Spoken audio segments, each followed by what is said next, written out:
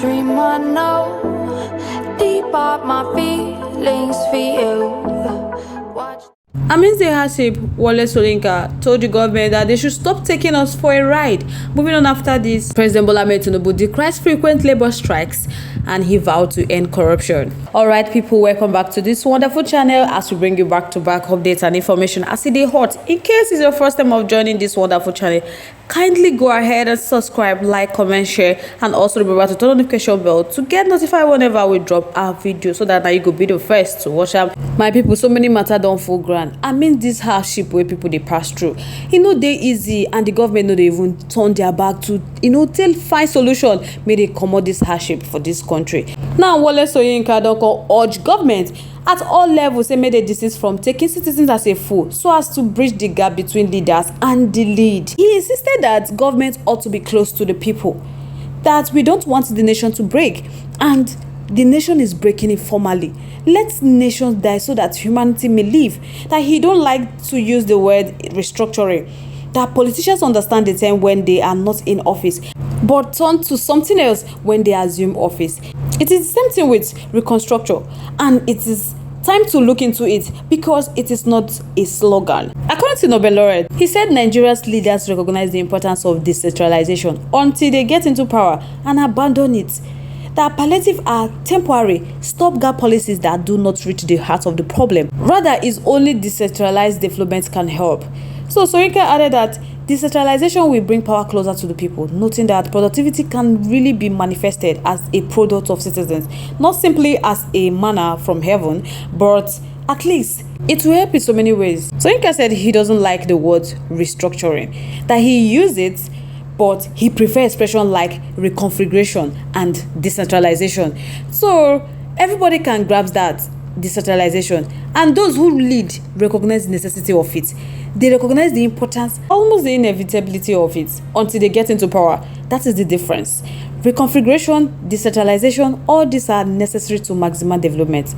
So we speak about food hunger, but palliative are temporary stopgap policies that do not reach the heart of the problem. That is why the government must decentralize development as massively as possible.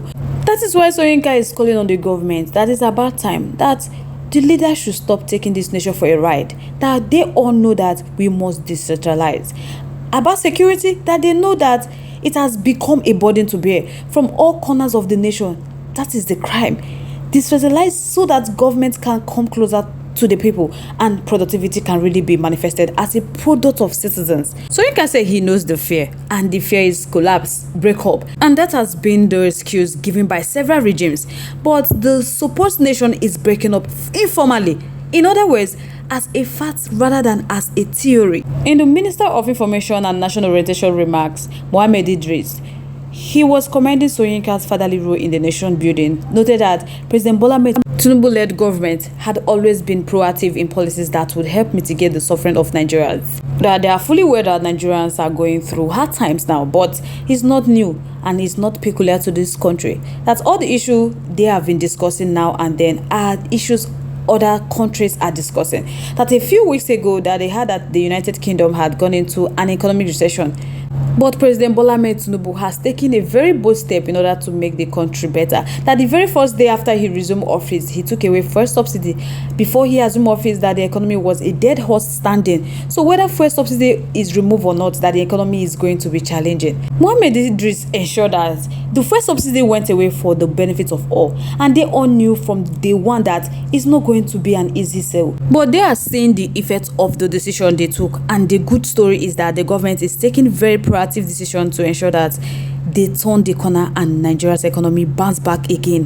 That all these things happening in the country, they are for good of the country and the economy is going to bounce back. That they have foreseen the situation where in another year this country is going to get better. So the country should always talk about the good things happening in this country. That is not bad news all the time. That if we check that our fuel consumption has gone down by about 1 billion liters, that these challenges will continue to exist. But the most important thing is that the government will always take proactive measures to ensure that the challenges disappear. And very soon that they are going to have a major policy that will be shift in the petrol sector. Hope they fulfill all they say because It's not about saying it, it's about doing it, implementing it. So guys, I would like to know your thoughts, your contributions, opinions in the comment section. Moving on to the next one. President Bola Ahmed Tinubu has decried what he described as the frequent strike actions by the Nigeria Labour Congress. He slapped the leadership of the organized labor for embarking on strike actions 4 times in his 9-month-old administrations.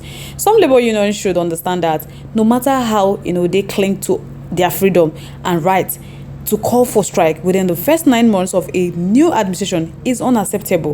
While recognizing the constitutional rights of the union to go on strike, the president emphasized the importance of peace for the country's advancement. President Bola Ahmed Tinubu urged the Nigeria Labour Congress to recognize the national inexperienced administration and prioritize stability over confrontation, where he highlighted the broader interests at stake.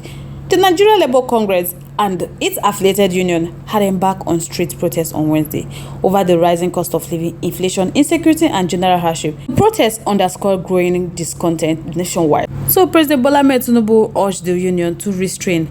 He reminded the union of the collective responsibilities in shaping the nation's future. He advised that the 2027 election cycle should be an avenue for electoral participation by the union if they so desire. So what the president means in essence is that if they want to directly participate in the electoral process, that they should wait until 2027. That if not, they should maintain the peace. That Labour is not the only voice of Nigeria. Expressing optimism for Nigeria economic trajectory, President Bola Ahmed Tinubu underscored the significance of collaborative efforts. He reflected on his long-term vision to drive infrastructure development, including the Red Line Rail project initiated 25 years ago during the tenure as governor. President Bola Ahmed Tinubu called for unity and perseverance as the nation navigates its challenges. He called for collective commitment to enable the nation overcome obstacles and build a brighter future for all Nigerians. He even went on to reaffirm his administration commitment to fighting corruption to rules, even though he admitted that corruption would always fight back. But he's assuring Nigerians that the country will overcome its economic and other challenges, stressing that we just need to work hard with perseverance. The momentum of greatness that he stated has become unstoppable, that it is a constant reminder that positive change and progress are possible. So we must attend to it and we must adhere to our pledge through perseverance and consistency. That is what President Bola Ahmed Tinubu needed from us. So guys, I would like to know your thoughts, your contributions, opinions in the comment section. We'd love to hear from you. Once again, thank you all so much for staying tuned with us. But if you haven't subscribed to our YouTube page yet, please do us a favor to like and subscribe and also share. Don't forget to turn the notification bell to get notified when next we drop a video, because I'm sure you don't want to miss out the trend and latest news happening on social media. To all our amazing subscribers, thank you all so much for staying to us. To all our viewers, thank you all so much for staying to us. On this note, we have come to the end of today's segment. Till I come your way next, stay safe, guys. Bye.